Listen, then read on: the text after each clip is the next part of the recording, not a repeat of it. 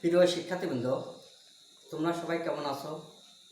COVID-19 এই মহামারী corona জন্য দীর্ঘদিন শিক্ষা প্রতিষ্ঠান বন্ধ থাকায় তোমাদের লেখাপড়া যে ব্যাপক ক্ষতি হয়েছে, সেই ক্ষতি পূরণের জন্য সামান্যতম হলেও বনগ্রাম মাধ্যমিক বিদ্যালয় কর্তৃক আয়োজিত অনলাইন ক্লাস পরিচালনায় আমি মোহাম্মদ আবুল কাশেম, সহকারী শিক্ষক, ব্যবসায় শিক্ষা। আজকে তোমাদের যে ক্লাস নেব সেটি হচ্ছে দশম শ্রেণী হিসাব বিজ্ঞান অষ্টম অধ্যায়ে আছে নগদান বই। গতদিনে আমরা নগদান বইয়ের এক ঘোড়া এবং দুই ঘোড়া নগদান বই প্রস্তুত করেছি। এক ঘোড়া নগদান বই ডেবিট দিকে থাকবে সকল প্রকার প্রাপ্তি এবং ক্রেডিট দিকে থাকবে সকল প্রকার প্রদান। ঠিক তেমনি দুই ঘোড়া নগদান বইয়ে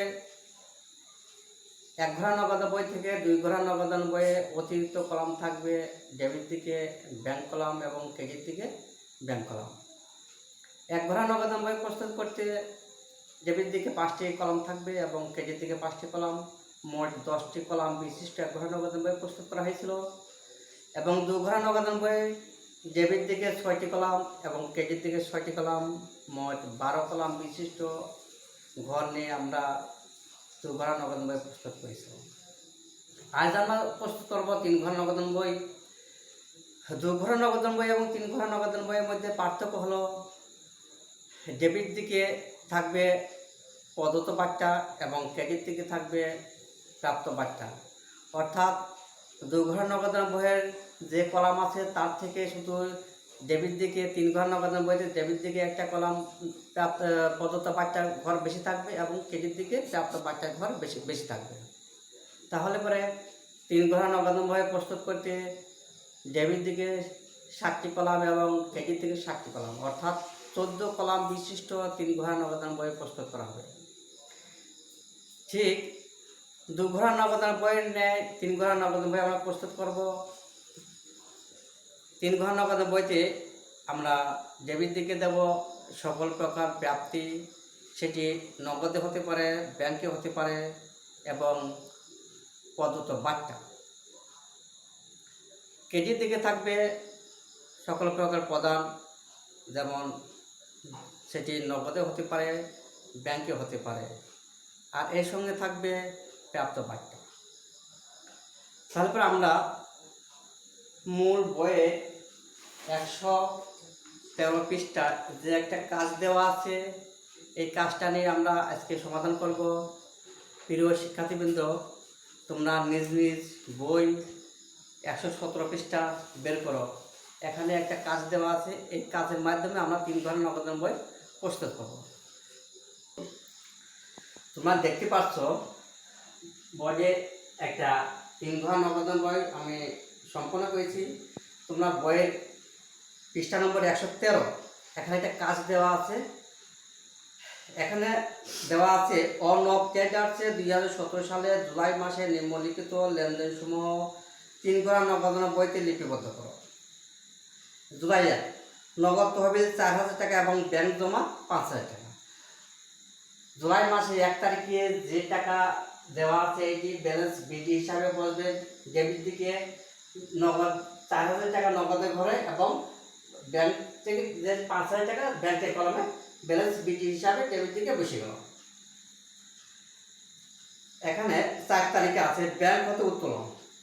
ব্যাংক হতে উত্তোলন এটি যদি আমরা জাবেদা করি তাহলে কি দাঁড়ায়? নগদান হিসাব ডেবিট, ব্যাংক হিসাব ক্রেডিট। এটি কোয়ান্টিটি হবে, যেহেতু নগদে কলাম এবং ব্যাংকে কলাম দুই দিকেই আছে, ডেবিট দিকেও আছে এবং ক্রেডিট দিকেও আছে। তাহলে পর নগদ হিসাব ডেবিট, এর অর্থ হচ্ছে গিয়ে ডেবিট দিকে নগদের ঘরে বসবে এবং ক্রেডিট দিকে ব্যাংকের ঘরে বসবে। তাহলে পরে ডেবিট দিকে যখন নগদের ঘরে টাকা বসবে, আমরা লেখার সময় দেখি ওই তাহলে পর ডেবিট দিকে যে নগদের ঘরে টাকা বসবে তাহলে লাগবে বিপদ দেখাবে, তাহলে ব্যাংক হিসাব দিয়ে নগদের ঘরে টাকা বসবে এবং ক্রেডিট দিকে ব্যাংকের ঘরে টাকা বসবে লাগবে আমরা নগদান হিসাবে। এটি যেহেতু কোয়ান্টিটি, এই কারণে আমরা ক লিখে আমরা এটিকে চিহ্নিত করলাম, এটি কোয়ান্টিটি। 5 তারিখে জুলাই 5, রতন স্টোর্স হতে চেক প্রাপ্তি 2800 টাকা এবং বাচ্চা প্রদান 200 টাকা। যেহেতু রতন স্টোর্সের কাছে আগে বাকিতে মাল বিক্রি করা হয়েছিল, সেখান থেকে টাকা পাওয়া গেছে, অর্থাৎ প্রাপ্তির দিকে বলবে, ডেবিট দিকে বলবে। কার কাছ থেকে পাওয়া যাবে? রতন স্টোর্স 2800 টাকা চেক প্রাপ্তি হয়েছে, এই কারণে ডেবিট দিকে ব্যাংকের কলামে বসবে এবং 200 টাকা বাচ্চা দেওয়া হয়েছে, বাচ্চা প্রদান করা হয়েছে, বাচ্চা ঘরে 200 টাকা। জুলাই 7, তাজুল ইসলামের নিকট হতে 10% বাচ্চা 6000 টাকা পণ্য নগদে করা। এখানে 6000 টাকা বাচ্চা 10% বাচ্চা 6000 টাকা পণ্য ক্রয় করা হলো। এটি একটি কারবার বাচ্চা। কারবার বাচ্চা 3 ঘর নগদ বইতে আসবে না, এখানে শুধু আসবে নগদ বাচ্চা। তাহলে পরে যেহেতু পণ্য ক্রয় করা হয়েছে, টাকা ক্রয়ের মাধ্যমে টাকা প্রদান করা হয়েছে, তাহলে যাবে কেজির দিকে হলে প্রদান দিকে করে লাগবে 7 তারিখে ক্রয় হিসাব 5400 টাকা। কী কারণে? 6000 টাকা থেকে 10% বাচ্চা, অর্থাৎ 600 টাকা বাদ দেওয়ার পরে থাকে 5400 টাকা। 10% টাকা বাদ দেওয়ার পরে বাকি টাকা নগদে করে বসে গেল। জুলাই 12, 5% বাচ্চা 4000 টাকা দেনা পূর্ণ নিষ্পত্তি করা হলো। বাকিতে মাল ক্রয় করা হয়েছিল, এর মাধ্যমে দেনা সৃষ্টি হয়েছিল। এখানে 5% বাচ্চার ওই 4000 টাকা যে দেনা ছিল তার নিষ্পত্তি করা হলো, অর্থাৎ 4000 টাকার 5% যদি বাচ্চা হিসাব করা হয়, সেখানে বাচ্চা আসে 200 টাকা। 200 টাকা কম দিয়ে তাকে দেওয়া হলো 3800 টাকা। 2% বাচ্চা পাওয়া হলো। যেহেতু আমি প্রদান করছি টাকা, টাকা দেওয়ার সময় আমরা 200 টাকা কম দিচ্ছি, তাহলে পরে 200 টাকা আমার প্রাপ্তি, আমার লাভ। যেহেতু আমি কম দিচ্ছি, তাহলে ডেবিট দিকে লাগবো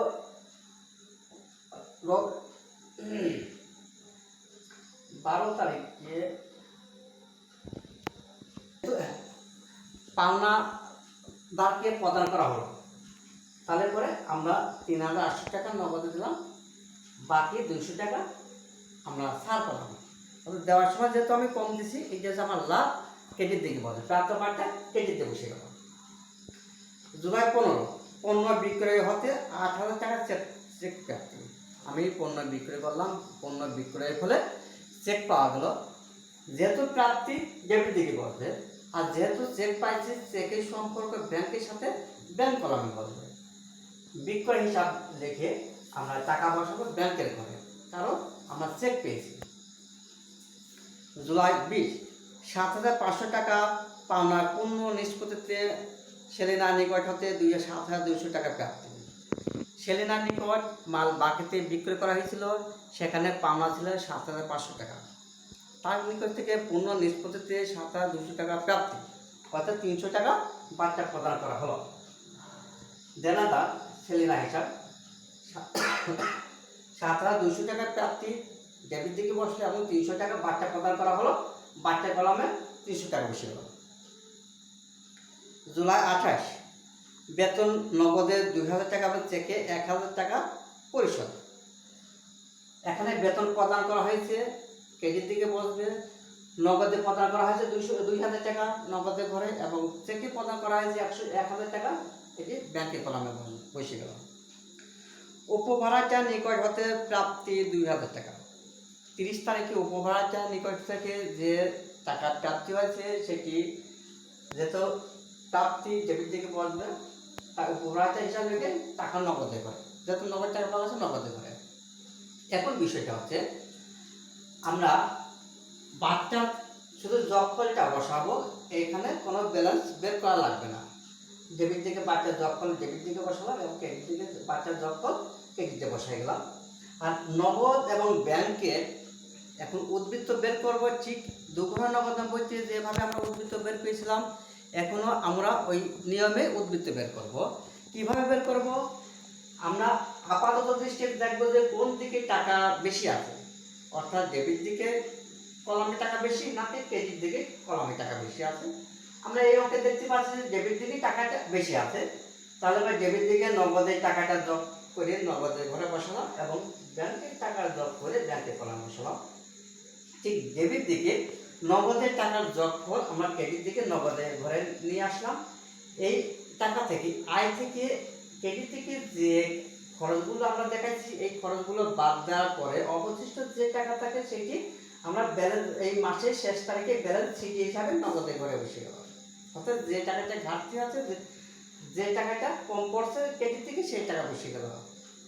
ঠিক তেমনি ভাবে ডেবিট থেকে ব্যাংকে কলামে টাকার যোগফল আমরা ক্রেডিট থেকে নিয়ে আসলাম। এই ক্রেডিট দিকে যে টাকাটা ব্যাংকে কলামে ক্রেডিট দিকে আছে এই টাকার যোগফল এই টোটাল টাকা থেকে অর্থাৎ প্রাপ্তি থেকে প্রধানটা বাদ দেওয়ার পরে যে টাকা অবশিষ্ট থাকে এটি ব্যালেন্স সিটি হিসাবে ক্রেডিট দিকে ব্যাংকের কলামে বসে গেল। এখানে যে মাসের শেষ তারিখে ব্যালেন্স সিটি যে টাকা হয়েছে ঠিক এই পরিমাণ টাকা পরবর্তী মাসের প্রথম তারিখে ব্যালেন্স বিটি হিসাবে নিতে হবে। অর্থাৎ ব্যালেন্স হিসাবে ডেবিট দিকে বসে গেল। তারপর আমরা দেখতে পাচ্ছি ব্যালেন্স নগদে ব্যালেন্স থাকবে 5,000 টাকা, ব্যালেন্স সিটি থেকে ব্যালেন্স বিটি হয়ে গেল এবং ব্যাংকের ব্যালেন্স সিটি 11,800 টাকা থেকে এখন ব্যালেন্স বিটি হয়ে গেল 11,800 টাকা। ঠিক আমরা এইভাবে যে ব্যালেন্স বের করলাম, আমরা গত দিনে ঠিক একই নিয়মে ব্যালেন্স বের করেছিলাম। শিক্ষার্থীবৃন্দ, এই মহামারী করোনা থেকে নিজেকে সুরক্ষা রাখতে হবে এবং বাইরে গেলে আমরা অবশ্যই মাস্ক ব্যবহার করব, এর কোনো বিকল্প নেই। অবশ্যই আমরা মাস্ক ব্যবহার করব।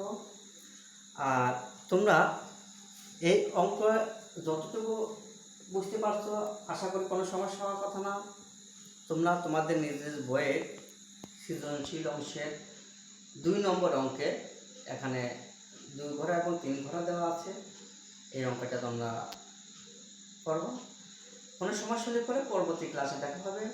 সবাই সুস্থ থাকো, ভালো থাকো, এই কামনা শেষ করছি। ধন্যবাদ সবাইকে।